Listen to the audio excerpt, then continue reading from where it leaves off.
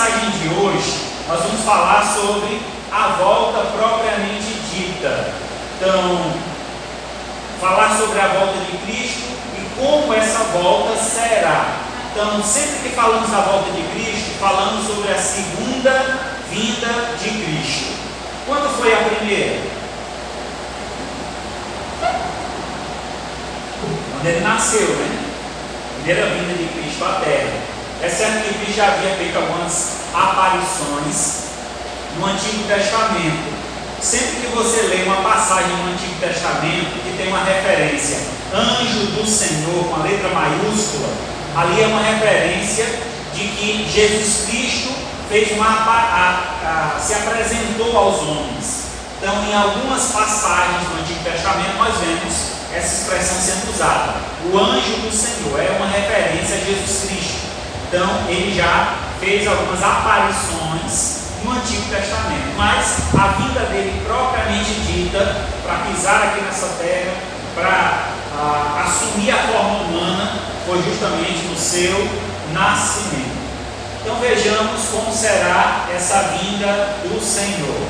Então Cristo ainda não voltou. Tanto tempo que isso é pregado, onde está o Cristo de vocês? Talvez esse questionamento você já deva ter ouvido. Quando você fala sobre a volta de Cristo, as pessoas dizem: desde que eu era menino, a minha avó já falava, o meu avô, já ouvi falar muito sobre a volta de Cristo. E até agora, ele não voltou. Então, as pessoas fazem muita confusão sobre a volta de Cristo. Alguns dizem que ele já veio, outros que ele nunca mais virá. De que lado você está? Algumas religiões, eu até citei algumas delas aqui no domingo passado, como os adventistas, como os mormons, afirmam que Jesus Cristo já veio. Então ele já veio aqui nessa terra pela segunda vez, mas só para um seleto grupo. E esse seleto grupo é o líder dessas denominações. Então, infelizmente, isso não é uma realidade, isso não é verdade, porque a volta de Cristo tem algumas características que nós vamos ver hoje que são muito importantes. Então diz assim o texto em Lucas 21, 27. Então se verá o Filho do Homem vindo numa nuvem com poder e grande glória. Lucas 21, 27. Vamos orar. Maravilhoso Deus, Pai Santo, graças te damos, Senhor, pelo privilégio de mais uma vez poder reunir em tua casa e entoar louvores ao Senhor. Recebe nossa adoração, recebe, ó Pai, também as ofertas que foram entregues diante do teu altar, que tudo que estamos aqui entregando em teu altar seja recebido diante do Senhor com aroma suave. Também, ó Pai, te pedimos, fala conosco por meio desta mensagem, nos instrui, nos ensina a estarmos preparados para a tua vinda. E que enquanto aguardamos, possamos estar anunciando para todas as nações que o Senhor está próximo de vir e que estejamos nós preparados para esse dia. Pois em nome de Cristo Jesus nós pedimos e agradecemos. Amém. Graças a Deus. Eu queria rapidamente voltar lá em Lucas 21. Abra, por favor, sua Bíblia.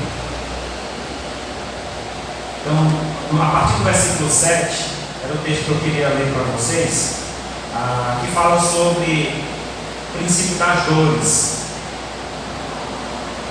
É uma passagem correlativa àquela de Mateus, que foi lida aqui em Mateus 24.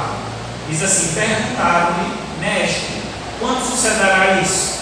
Que sinal haverá de quando estas coisas estiverem para ser cumpridas? Respondeu: vede que não sejais enganados, porque muitos dirão em meu nome, dizendo: eu sou eu. E também chegou a hora, não os sigais. Quando ouvir falar de guerra, rumores de guerras, revoluções, não vos assusteis, pois é necessário que primeiro aconteçam essas coisas, mas o fim não será logo.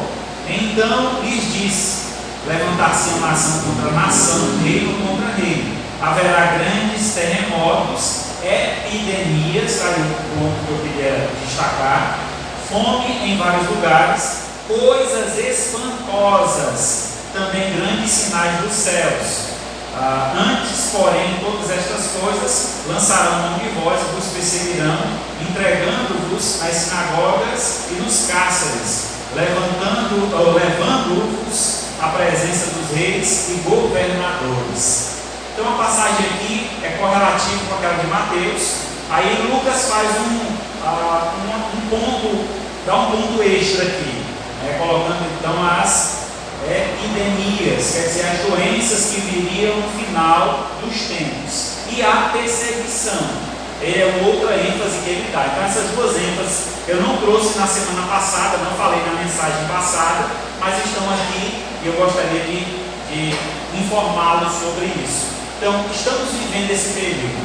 E aí o que esperar? Aqui é dito então que Jesus virá numa nuvem para buscar o seu povo. E aí eu convido você agora a abrir 1 Tessalonicenses, capítulo 4, a partir do verso 13. 1 Tessalonicenses 4, 13. Vamos ler até o 5, 3. 1 Tessalonicenses, capítulo 4, versículo 13, diz assim: Não queremos, porém, irmãos, que sejais ignorantes com respeito aos que dormem, para não vos entristecerdes, como os demais que não têm esperança. Pois, se cremos que Jesus morreu e ressuscitou, assim também Deus, mediante Jesus, trará em sua companhia os que dormem. Ora, ainda vos declaramos, por palavra do Senhor, isso: nós, os vivos, os que ficarmos até a vinda do Senhor, de modo algum precederemos os que dormem, porque o Senhor mesmo, dada a sua palavra de ordem, ouvida a voz do arcanjo, o ressoar da trombeta de Deus, descerá do céu, e os mortos em Cristo ressuscitarão primeiro. Depois, nós, os vivos, os que ficarmos, seremos arrebatados juntamente com Ele entre nuvens, para o encontro do Senhor nos ares, e assim estaremos para sempre com o Senhor. Consolai-vos, pois, uns aos outros com estas palavras. Irmãos, relativamente ao tempo e época, não é necessário que eu vos escreva, pois vós mesmos estáis inteirados com precisão de que o dia do Senhor vem como ladrão na noite, quando andarem dizendo paz e segurança, eis que lhes sobrevirá repentina destruição, como vem as dores de parto a quem está para dar à luz, e de nenhum modo escaparão.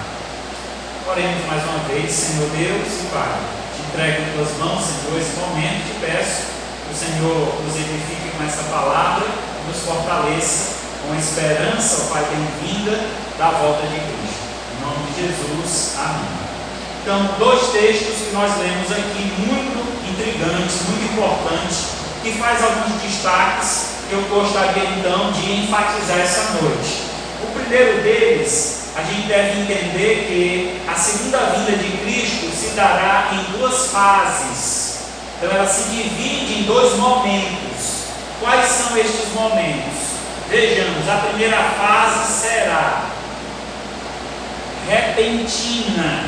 O texto que nos é dito em Tessalonicenses 5:2 diz justamente isso, que pois nós mesmos estamos inteirados com precisão de que o dia do Senhor vem como ladrão na noite. Essa expressão ladrão na noite, ela foi usada em Mateus, foi usada também em Lucas. Então, uma expressão que traz a ideia de uma vinda repentina, quando menos se espera. Jesus conta uma parábola conhecida como a parábola das 10 virgens. Vocês lembram dessa parábola? Onde 5 eram prudentes, elas guardaram o óleo, esperando o noivo, a vinda do noivo, e 5 eram insensatas, não estavam nem aí, gastaram todo o óleo e não estavam preparadas para a vinda do noivo. Então o noivo veio e só foi com o noivo as que estavam preparadas. Então essa é a ideia justamente que nós devemos tomar para si diante desta primeira fase da vinda de Cristo.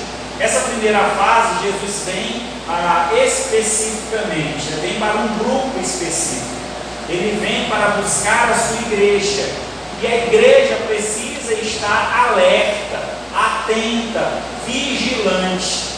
Sabe, meus irmãos, estamos vivendo um tempo em que os cristãos estão relaxando, estão achando que as coisas são assim mesmo, se acomodando à situação que o mundo está vivendo, e aí achando que Jesus não vai vir tão cedo. Se já não veio até agora, tão cedo ele não vem. É necessário sim um cuidado, é necessário sim uma observação apurada dos sinais da vinda de Cristo. Ele já nos alertou sobre estes sinais e agora é a nossa preparação. Como devemos estar preparados? Como seria então o melhor preparo para o encontro com o Senhor? A expressão usada aí, que é que ele virá como ladrão na noite. Como seria então a espera de um ladrão? Como a gente pode esperar um ladrão? É possível isso? Esperar um ladrão? Como é que a gente vai esperar o ladrão? Está alerta, está atento.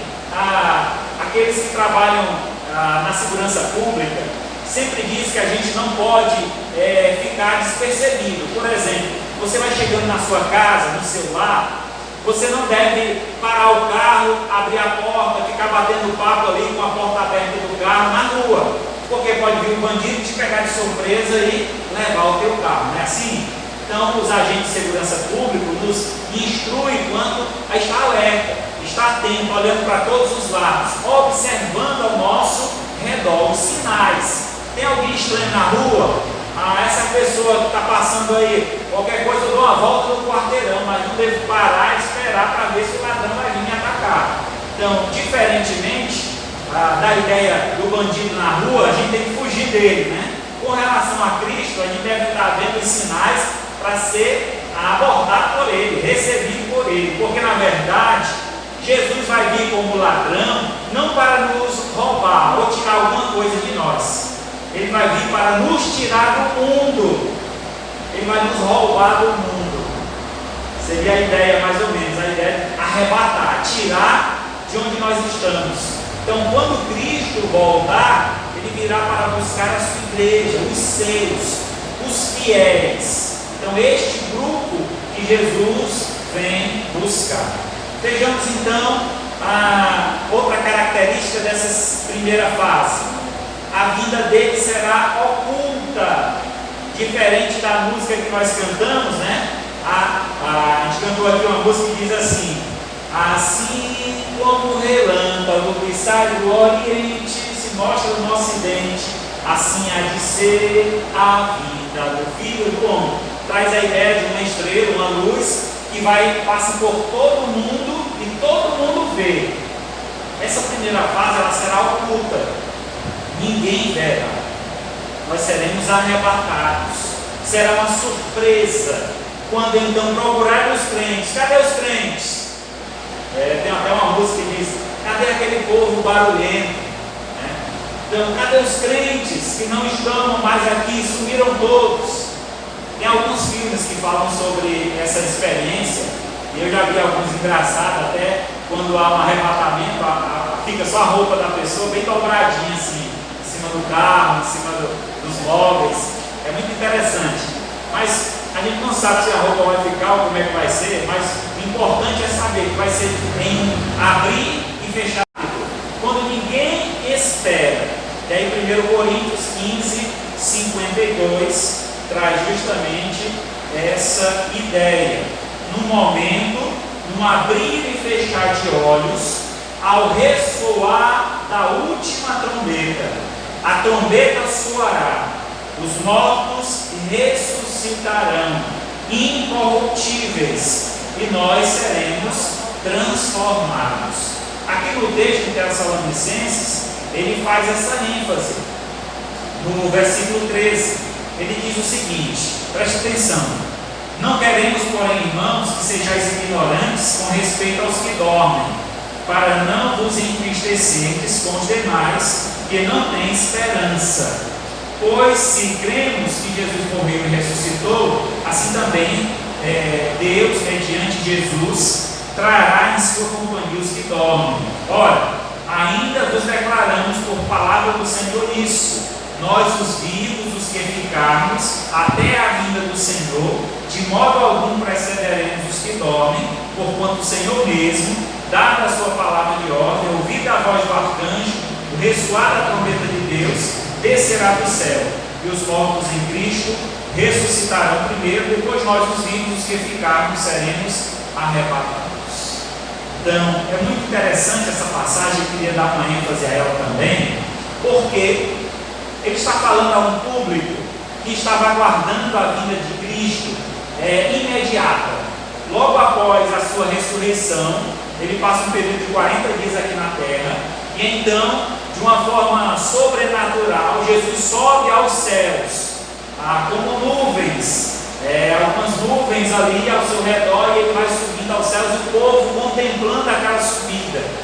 E os anjos aparecem e dizem: e da forma como viste subir, ele descerá, ele voltará. Então o público daquele período ficou nesse aguardo. A qualquer momento Jesus vai voltar, ele virá como ladrão.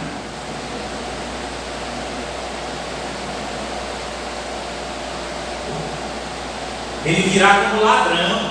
Então é a qualquer momento, vamos esperar. É num abrir e fechar de olhos, vai ser rápido. Então a expectativa daquele povo é que essa volta fosse imediata, fosse logo. Só que isso não aconteceu. E aí o que é que aconteceu? Muitos fiéis haviam morrido diante de perseguições, diante do Coliseu romano, onde jogavam os cristãos lá dentro, que os leões devoraram. E aí havia já uma tristeza, um clamor no meio do povo, um certo desespero sobre a volta de Cristo. Cristo não disse que ia voltar, até que ele não voltou ainda. Então aquele público já estava preocupado. Então quando Paulo escreve aos Tessalonicenses, ele responde a esse anseio da igreja. Cadê que Cristo não voltou? Que nós estamos morrendo, os nossos irmãos, os nossos entes queridos estão morrendo e Cristo ainda não voltou. E aí ele fala isso, que eles não se entristeçam, que eles não sejam ignorantes com respeito aos que dormem. Essa expressão aos que dormem é a ideia de alguém que já morreu.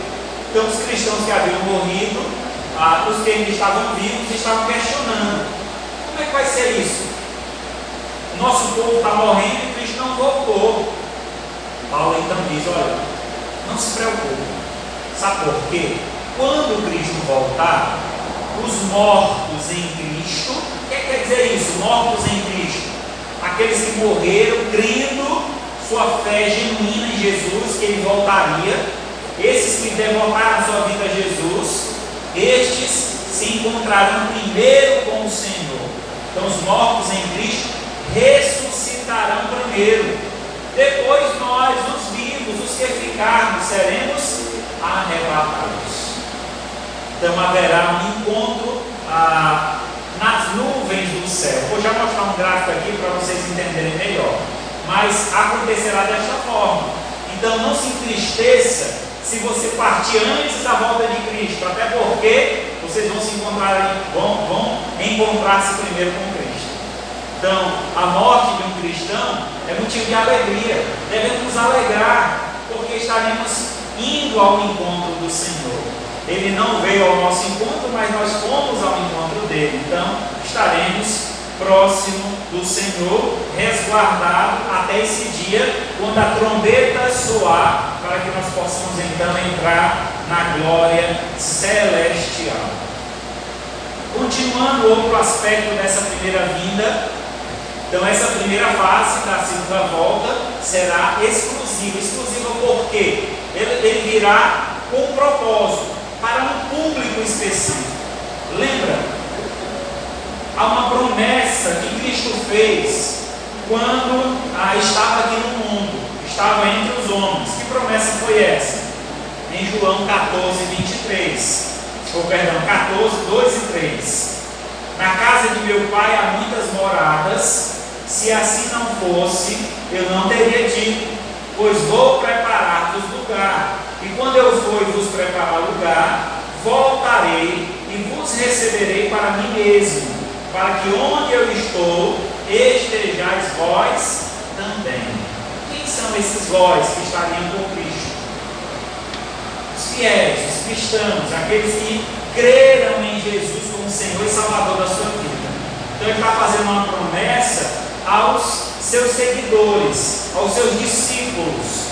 Olha, não se preocupe, porque onde eu moro, a casa do meu pai, há muitas habitações, há lugar para todo mundo, e eu vou preparar esse lugar. Quer dizer, há um momento de preparação. Essa preparação não é o ambiente. Não imagina lá Jesus Cristo com uma construtora. Bora pessoal, ó, o prazo já venceu. Disse que ia voltar e vocês não terminam essas casas, né? Não é essa ideia. É uma preparação espiritual, que nós precisamos estar preparados para esse encontro. Então ele disse que iria preparar.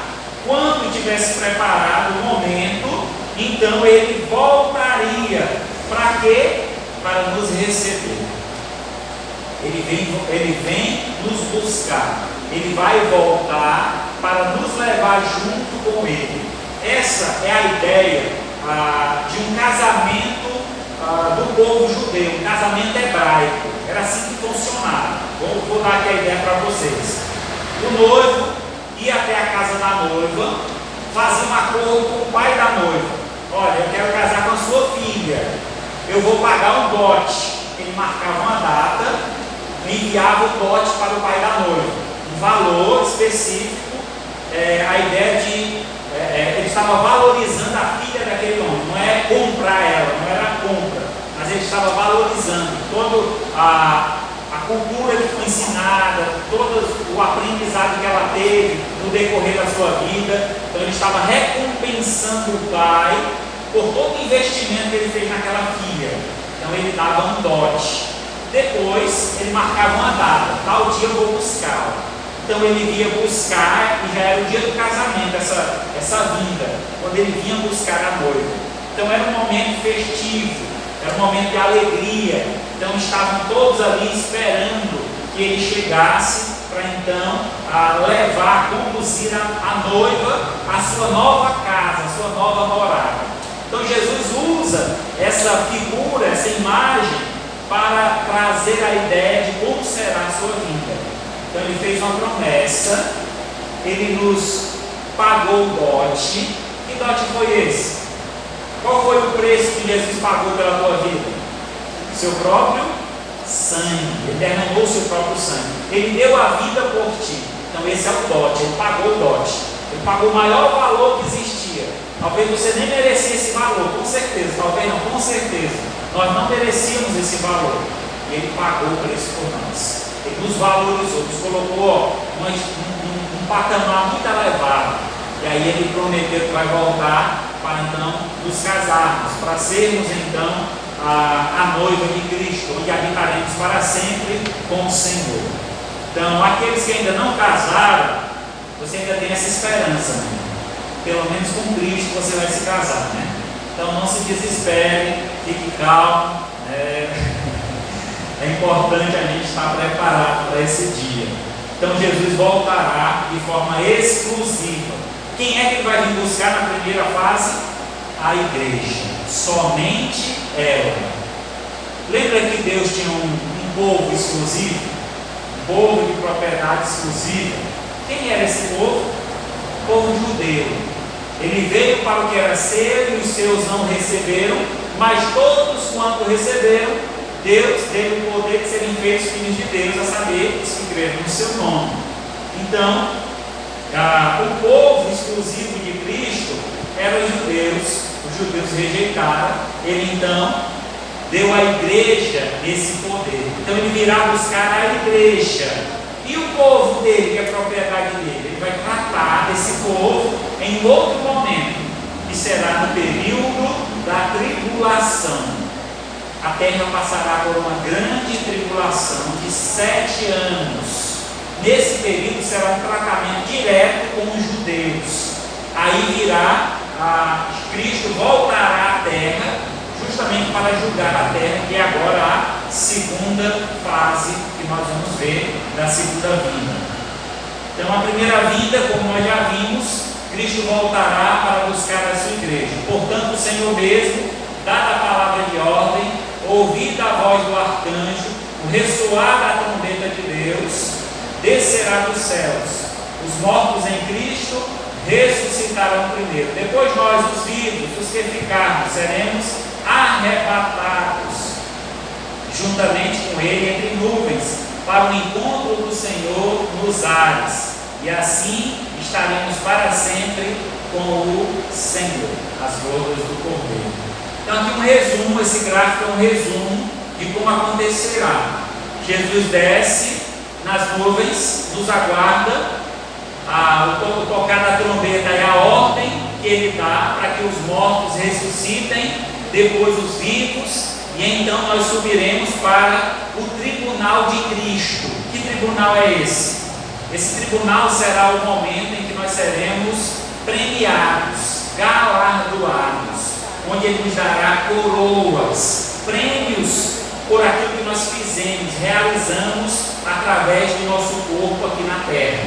Tudo que fazemos para o Senhor, lembra disso? Tudo que você faz para o Senhor, Ele está escrevendo lá em um livro, chamado Livro das Obras. Há 2 livros no céu, o livro da vida e o livro das obras. Então tudo que fazemos está sendo escrito.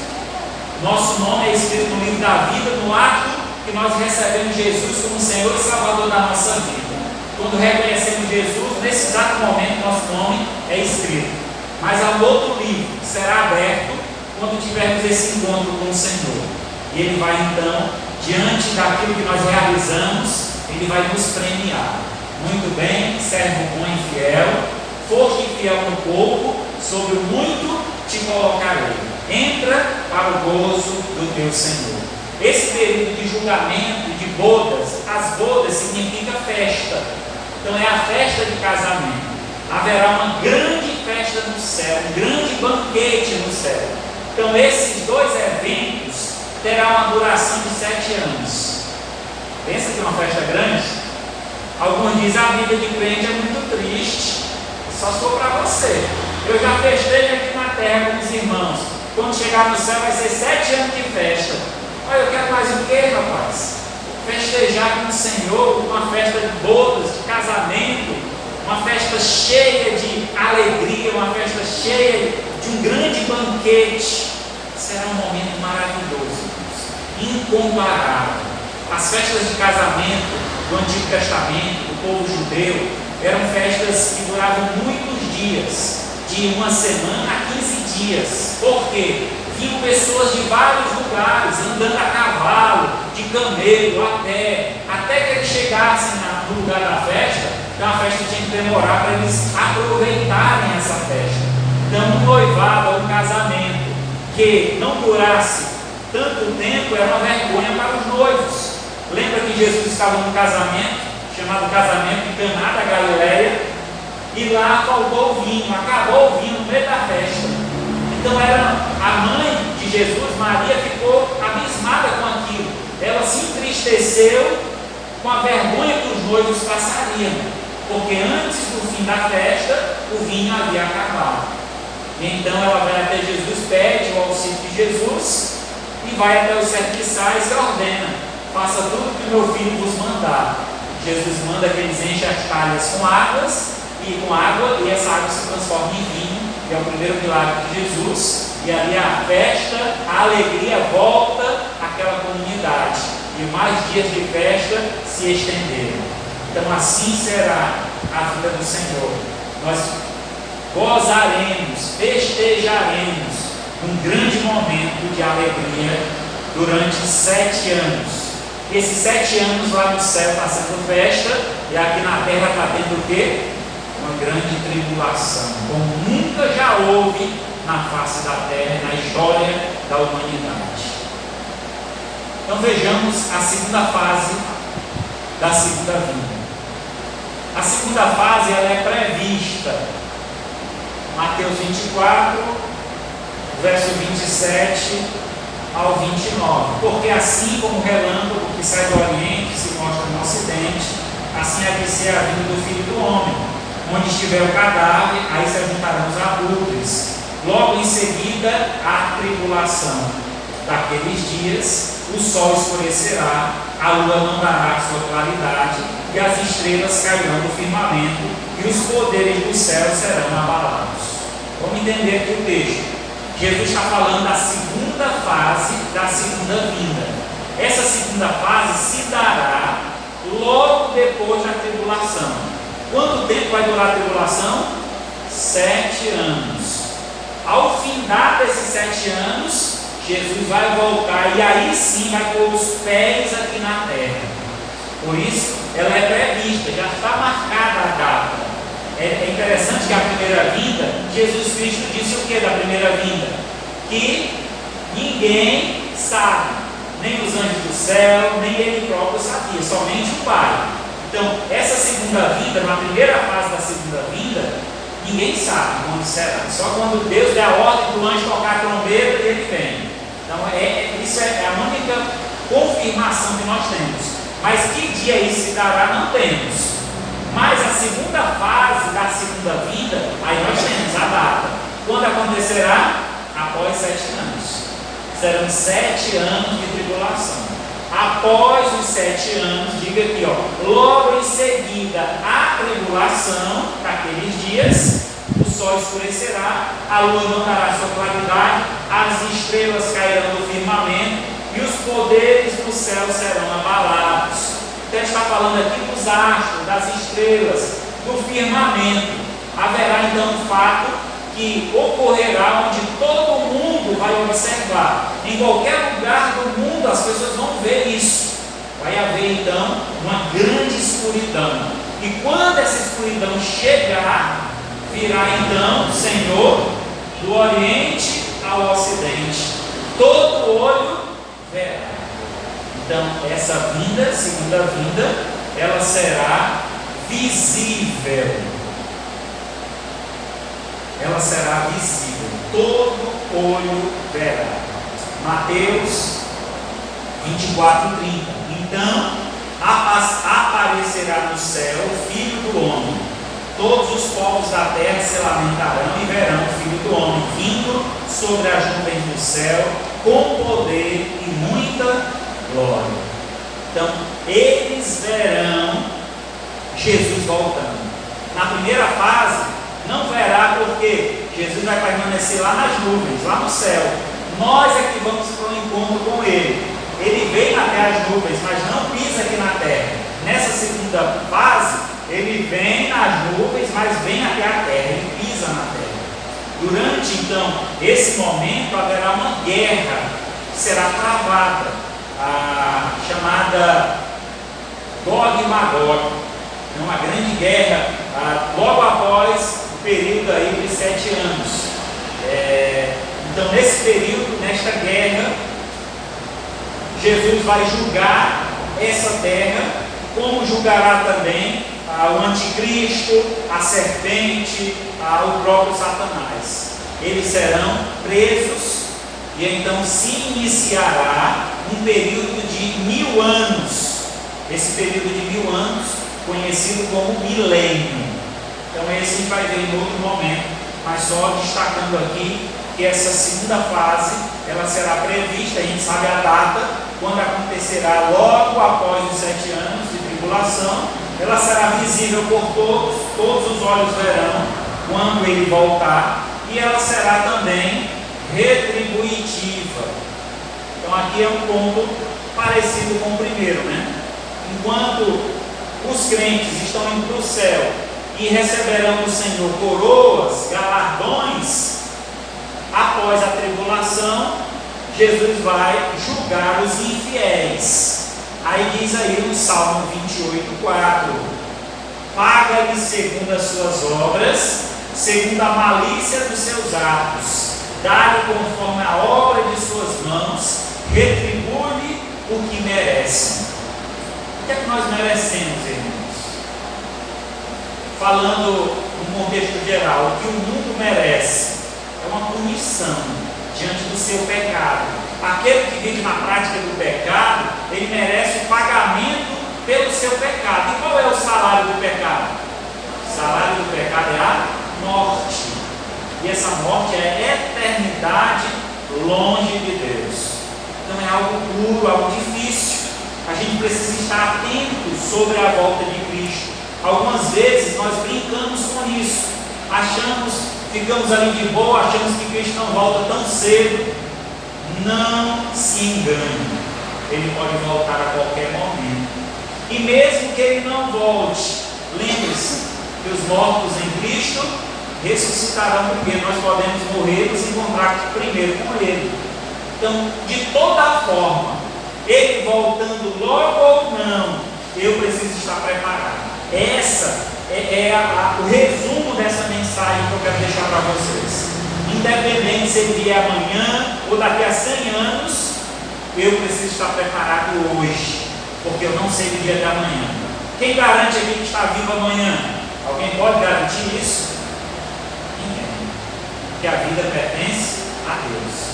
Se Ele nos chamar hoje, eis-me aqui, Senhor, louvado seja o teu nome. Eu espero que não seja hoje, mas se Ele chamar, não tem como correr, não tem como escapar.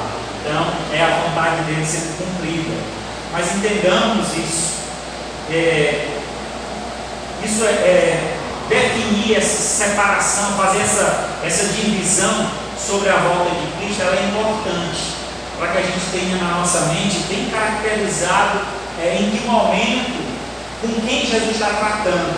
Na primeira fase ele trata com a igreja, na segunda fase ele está tratando com o povo judeu, esperando ainda o arrependimento deles, esperando ainda que eles se voltem para Deus em arrependimento e fé. Ninguém melhor do que os judeus conhece essa palavra, que eles costumam decorar essa palavra, aprender desde criança.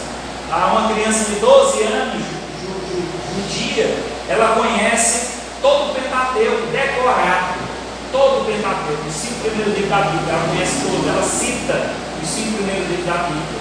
Então essa era uma prática do Antigo Testamento, não sei no dia de hoje, mas era assim que eles formavam as crianças, era assim que formavam-se os homens daquela comunidade. Então assim, meus irmãos, nós hoje também precisamos estar preparados. Então eu digo para vocês que estão aqui hoje, estejam preparados. Não esperem para que os sinais se demonstrem mais evidentes, porque os sinais já estão aí.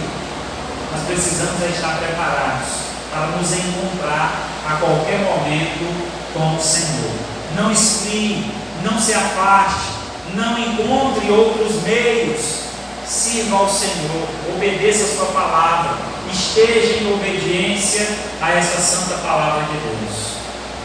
Concluindo então, só esperamos aquele ao qual amamos, e essa espera é valiosa. Apocalipse 22:20. Aquele que dá testemunho destas coisas diz: certamente venho sem demora. Amém. Vem, Senhor Jesus.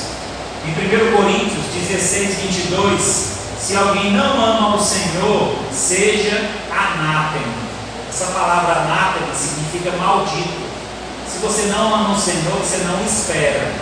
Como a gente só espera quem ama, então se você não está esperando o Senhor, é uma relação de amor que você não está tendo com Deus.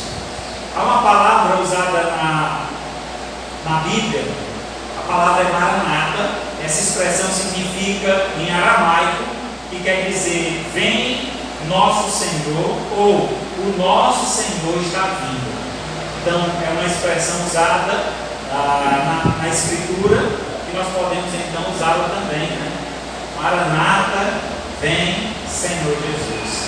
Que essa seja a nossa oração, que estejamos preparados para poder fazer essa oração. Lembra disso. Não adianta dizer, vem Senhor Jesus, eu vivendo desmantelado nessa vida.